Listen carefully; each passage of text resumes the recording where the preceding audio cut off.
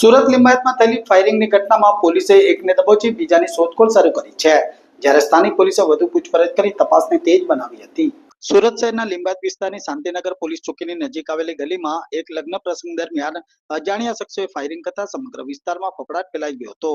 અચાનક ગોળીબારનો અવાજ સંભળાતા લોકોમાં નાસભાગ મચી ગઈ હતી, જ્યાં લગ્નના મંડપ પાસે પિન્ટુ નામના યુવકને નિશાન બનાવી અજાણ્યા ઈસમોએ ફાયરિંગ કર્યું હતું. હુમલાખોરોએ કરેલા ફાયરિંગમાં પિન્ટુને પગમાં ભાગે ગોળી વાગી હતી, જેથી તેને લોહી લુહાણ હાલતમાં તાત્કાલિક નજીકની ખાનગી હોસ્પિટલમાં સારવાર માટે ખસેડવામાં આવ્યો હતો.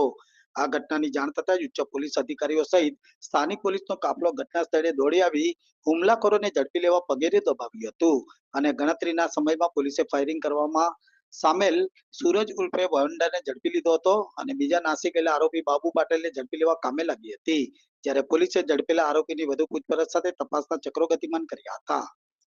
ગઈકાલ રાતના ફરિયાદી અજય પિંટિયા અને એની સાથે એનો મિત્ર બંને પોતાના જે એક મિત્ર છે યોગેશ મારવાડી, એના પુત્રના લગ્ન હતા શાંતિનગર ખાતે. એટલે એના લગ્નમાં ત્યાં જતા હતા દરમિયાન ત્યાં બારકુ પાટીલ અને સૂરજ બવંડર એ બંને ત્યાં ઊભેલા હતા, અને આને જોતા જ જે બારકુ પાટીલ છે એને આ જે ફરિયાદી છે એને એક ઝાપટ મારેલી કે ઇધર તું ક્યું આયા, એ રીતની એની સાથે ઝઘડો કરેલ, અને પોતાની સાથે રાખેલો એક દેશી કટ્ટાથી એના ઉપર પગ ઉપર એક ફાયરિંગ કરેલ, જેથી એને ઈજા થતાં એ ત્યાં બેસી ગયેલ, ને પછી સારવાર અર્થે એને હોસ્પિટલમાં લઈ ગયેલા, જે તે ત્યાં એને ઈજા થતાં પોલીસે 307 મુજબનો ગુનો દાખલ કરી અને ધરપકડની કાર્યવાહી હાથ ધરેલ, જેમાં સૂરજ ઉર્ફે બવંડર જે છે એને પોલીસે ધરપકડ કરેલ છે, પકડી પાડેલ છે, અને આ જે બારકુ પાટીલ છે એને શોધવાની કાર્યવાહી હાલ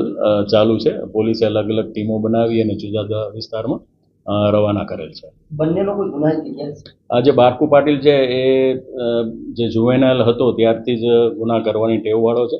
એના વિરુદ્ધ 30 ઉપરાંત જુદા જુદા ગુનાઓ છે.